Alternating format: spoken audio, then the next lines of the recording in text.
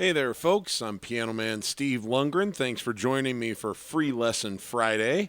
I founded the Piano Man Approach online piano course, and you can find it and more information about me and what I do over at pianomanapproach.com, as well as learningmusicisfun.com, or even just pianomansteve.com. But that is not why you're here. You are here today because we are going to cover a special piano system hack that I try to put out a free lesson like this every week on Fridays. Today we're going to be looking at a technique I call melody simplification for people who are trying to play the melody with their right hands.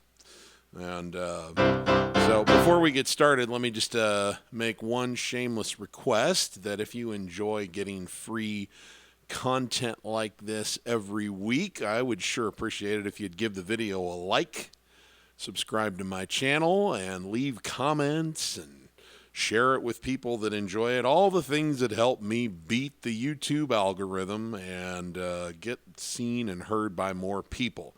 I really appreciate that. And of course, if you're curious about my course and other things that we do, you can head over to pianomanapproach.com. We got some free stuff over there for you, and you can sign up for my weekly newsletter, which is basically just a very quick email letting you know I've put a new blog out, and my blog links to all of the free stuff I put out for the week because I put out a few different pieces of free material every week. So now that we have that out of the way, let's get to what you're really here for.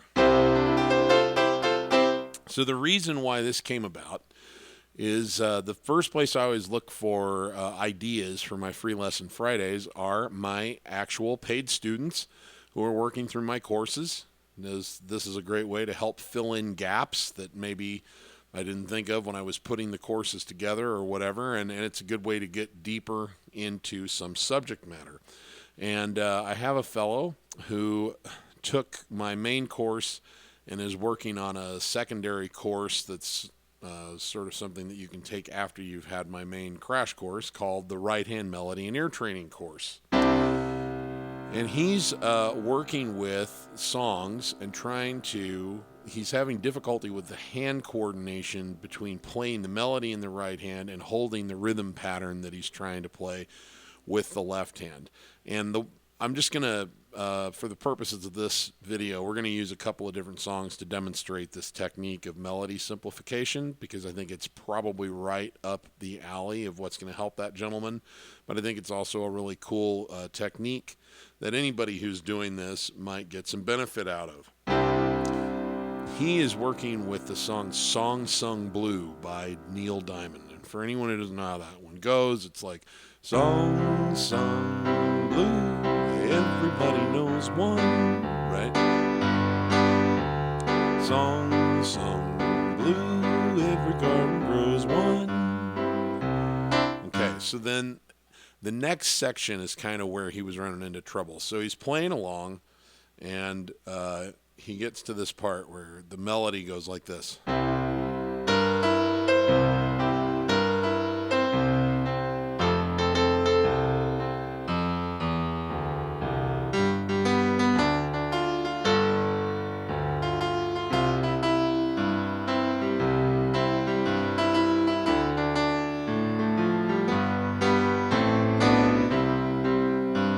Now, the reason why that is tricky is because suddenly, instead of being pretty copacetic with what the left hand is doing, which is something we call the country feel over at the Piano Man Approach, which is kind of a rhythm pattern of alternating between the 1 and the 5 of a chord. So on a C chord, for example, 1 is C, 1, 2, 3, 4, 5 as you work up the scale, 5 is G, and we're just going C, G, 1, 2, 3, 4, 1, 2, 3, 4, then G, D.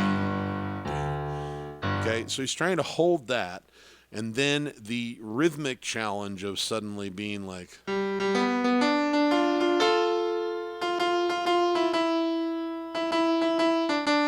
now the reason why that's the rhythm is because it's a very natural thing. The first thing that we always do is that we assume that what we need to do is play the same rhythm that the vocal had.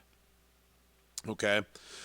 Because isn't that's what the melody is, right? It's that exact rhythm. So if you're listening to Neil Diamond sing it, he goes, then before you know it, you're feeling good.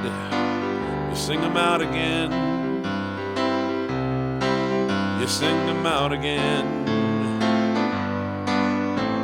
Right?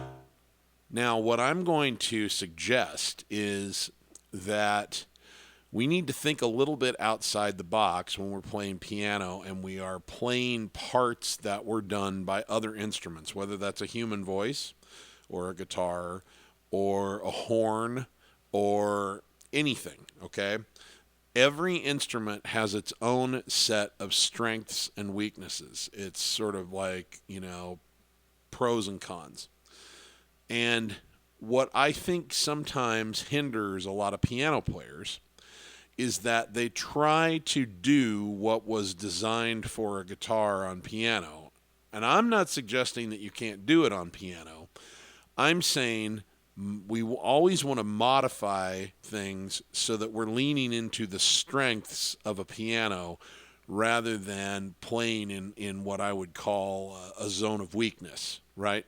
So one of the things that separates a piano from a human voice or a horn or really about anything except on occasion a guitar is that we can play more than one note at the same time on piano. In fact, it's kind of fundamentally designed as an instrument to play chords as opposed to just single notes. You can play single notes, but I think it's the least effective thing on this instrument, right? And why is that? Well, because when you're playing single notes on this instrument, you don't have you don't control because you're not using air, for example. You can't make it go loud and then soft and then bring the volume back up. So when you're singing or you're playing a horn, you could be like, ha. You can't do that on piano. You're kind of stuck. The only thing you can do is decide to play it loud, boom, or play it soft or medium. But the resonance is completely out of your hand. You can use the sustain pedal or not. You can play it staccato, but there's like a whole bunch of different execution things, vibrato versus straight versus tremolo versus all kinds of things that you just don't have the control over on piano that you do when you're playing an instrument like a horn or singing, or even in some ways a guitar where you can use the left hand to create a little vibrato on the neck or something like that. So of all the things that you can do on piano, the least effective is to play a single note melody at a time, right?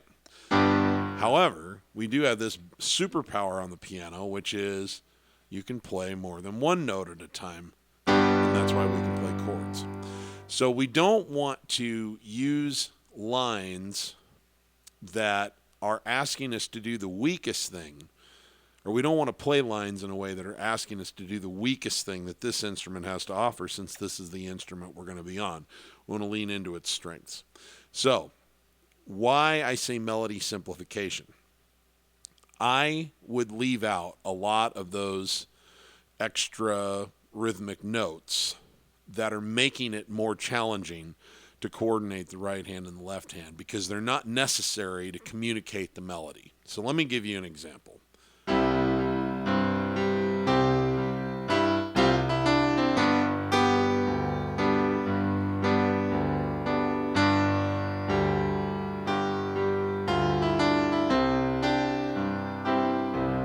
Now we're getting to the tricky part.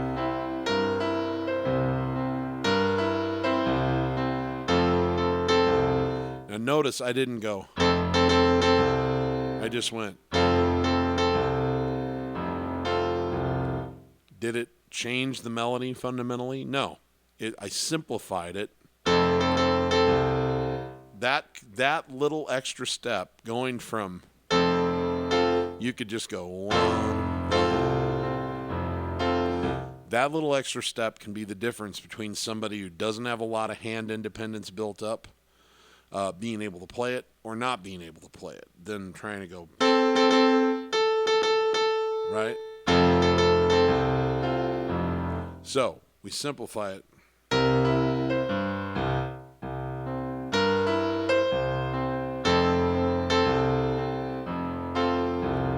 Now we get to this part, and instead of going da da da da da da da da da da da da da da da, watch how we can simplify that down. Oops.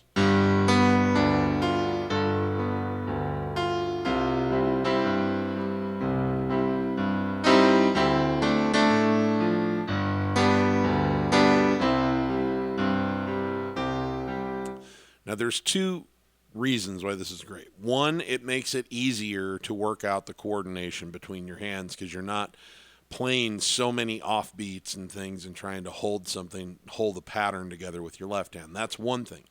The other thing is it becomes much, much easier to harmonize your melody, which is a superpower of the piano that most instruments don't have. I mean, if you want to harmonize a voice, you have to have another voice. One voice can't harmonize with itself, right? So is it easier or is it harder or easier to harmonize this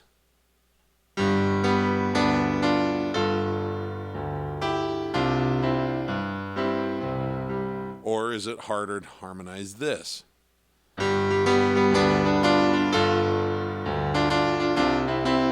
See, and when you do that many notes, ba ba ba ba ba ba ba ba ba, and you start trying to harmonize it, it creates a lot of mud, right? It's like it gets, because if you take the pedal off, then you have too much space in between the notes, and it doesn't have any resonance.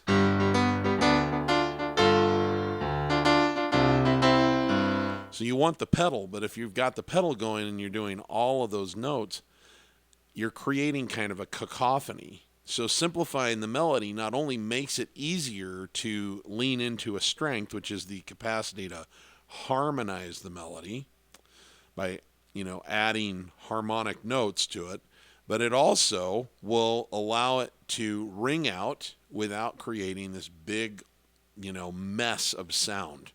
So see how nice and effective it is when we simplify the rhythm of the melody so that we don't have so much to do, and then we can lean into the strengths of the piano.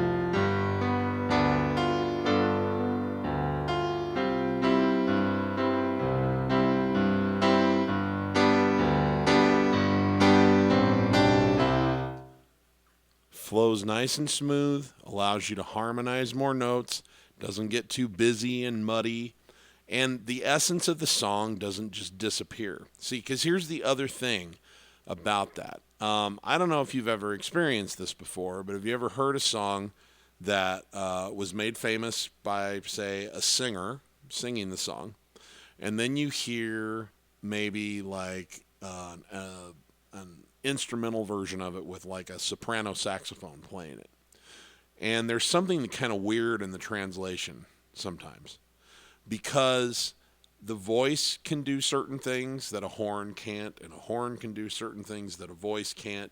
And so it's like it always works best when they don't try to copy it exactly as much as they find their own unique path where it's like, how can I do this on soprano sax in a way that leans into what a soprano saxophone can do that a voice really can't? And the same is true with a voice, which is extremely analog.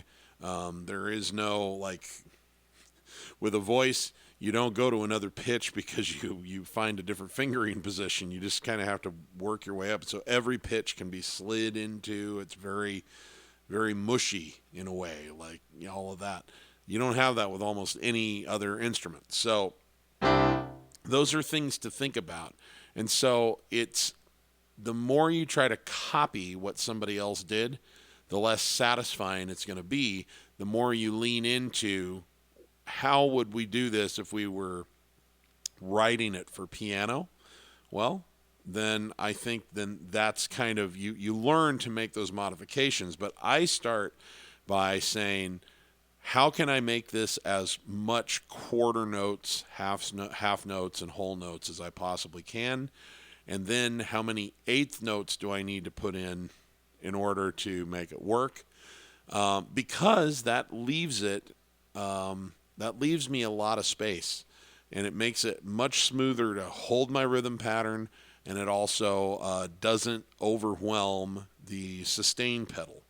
And then on occasion, maybe you throw in a little extra trill, but that's kind of my thing, is if the tempo's 1, 2, 3, 4, I'm thinking, how much of this can I get done and maintain the essence with hitting 1, 2, 3, 4? How often do I have to go to 1 and 2 and 3 and 4 and? I try to stay away from 1 and to 2 and to 3 and to 4 and as much as I possibly can, because it's going to become busy and muddy and a big cacophony, and it's going to force me, the more of that I do, the less harmonizing I can do. And harmonizing is the superpower of the piano. It has the widest, there's no other instrument that has 8 octaves like this. So we have the widest range. We have 10 digits to work with. I mean, that's the superpower. So it's like, what can I do to facilitate using this instrument's superpower? So 1, 2, 3, 4, 1, 2, 3. See that? So we start out, it's just half notes. 1, 2, 3, 1, 2. And then it can be 1 and da, da, da, da, right? But you could also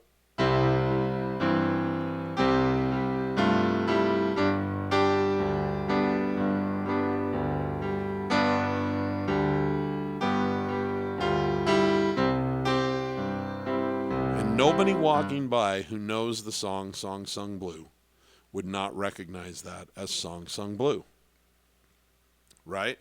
But instead of,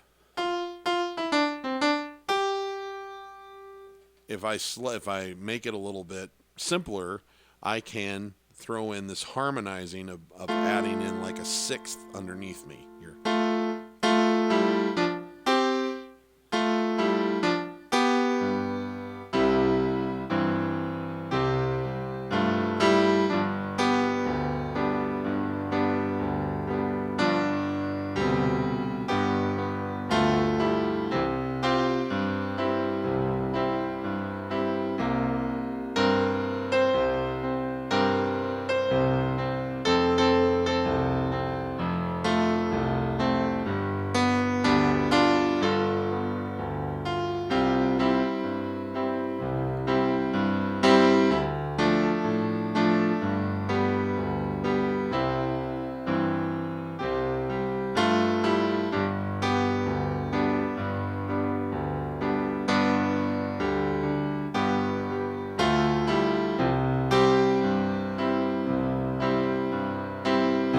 So those are the kinds of things that I'm watching for when I'm playing the melody. I'm going to give you another example here. We're going to use a song by John Lennon, who is notorious for the way that his lyrics were written. He didn't like to make his lyrics fit in a rhythmic box. Paul was much more like that from the Beatles. Paul tended to like his lyrics to be a little more symmetrical that way. But John was like, I know what I want to say, and I'm going to say it the way I want to say it, and it doesn't matter to me if it fits like that. And so he'd be singing along, and then all of a sudden just kind of like go if you had to get all of it out in the last few minutes. Well, that's rhythmically difficult to do on the piano. So if we're playing Imagine by John Lennon, and what we're doing underneath here is what I call my heartbeat feel. 1, 2, and 3, and 4, and 1, 2, and 3.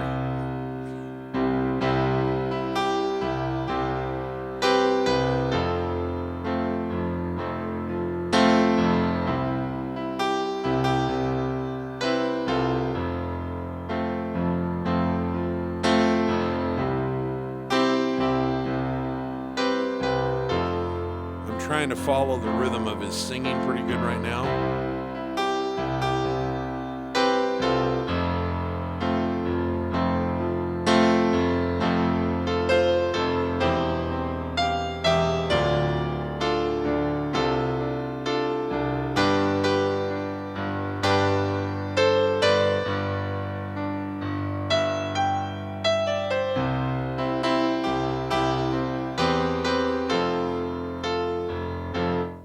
It works okay. It works okay. But if I were to simplify that melody on purpose and not try to hit the rhythmic nuances of how he was singing so much and just kind of follow the melody line, but kind of quantize everything out as much as possible to quarter notes and the occasional eighth note, now it's much easier to harmonize and it's a little bit smoother.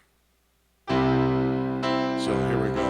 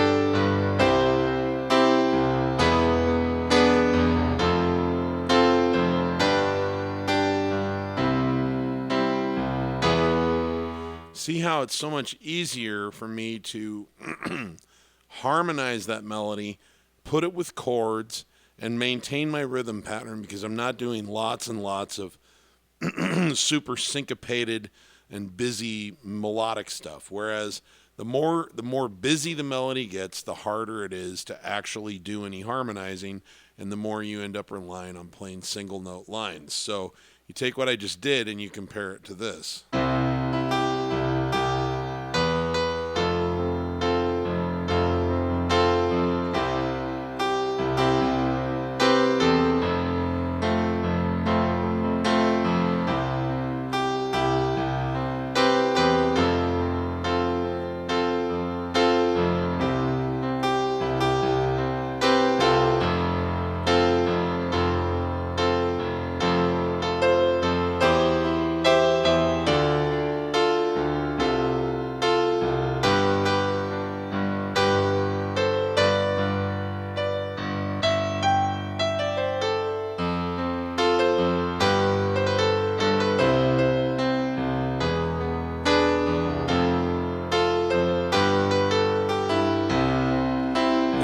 Might like that better, and there's nothing wrong with playing it that way. I want to make this very clear.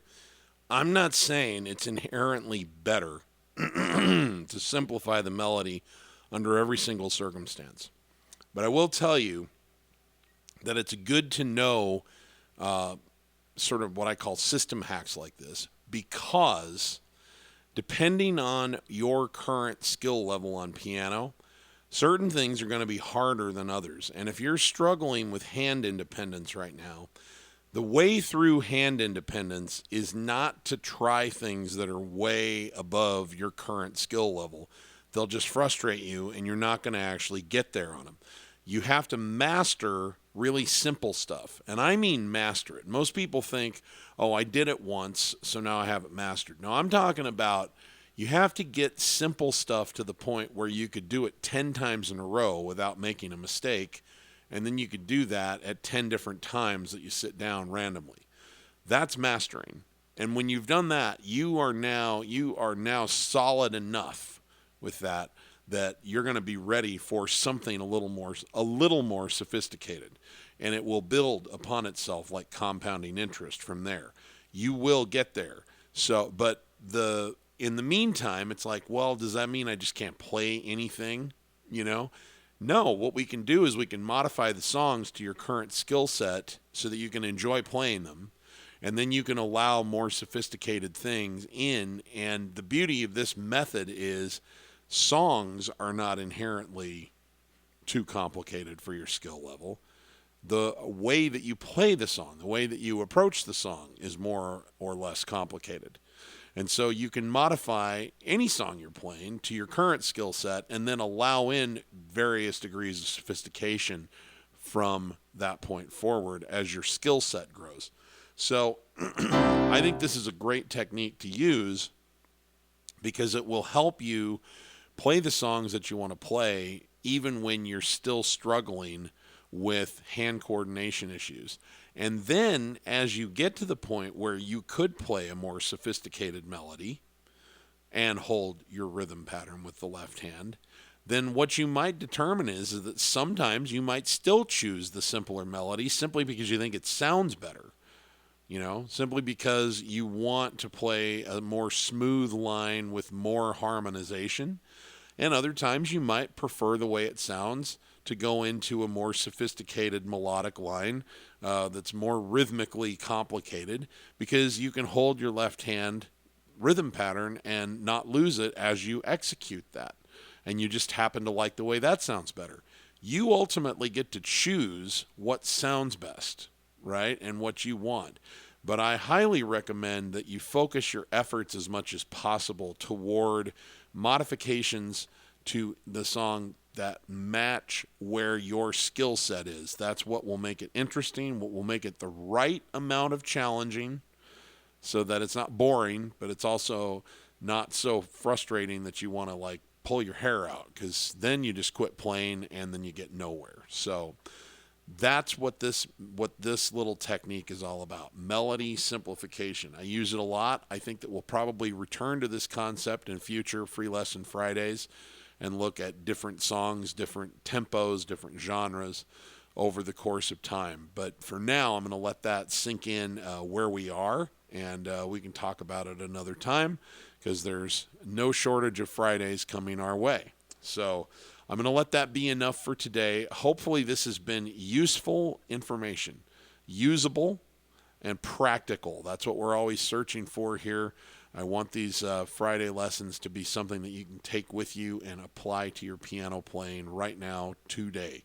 So let me know what you thought of it, and let me know what you would like me to cover in the future. All right? I'm always looking for ideas. I have a long list of ideas that have come from students, both in YouTube comments and in private messages from students from around the world. You can find my contact information at pianomansteve.com, and I would love to hear from you. So let me know, what should I be playing next? And thank you very much for tuning in. And as you go out into your lives and continue to work on your mastery of this journey we call music, remember my personal mantra: if you're not having fun when you're making music, you're doing it wrong. All right. Piano Man Steve signing out for today, and I'll see you on the next Free Lesson Friday.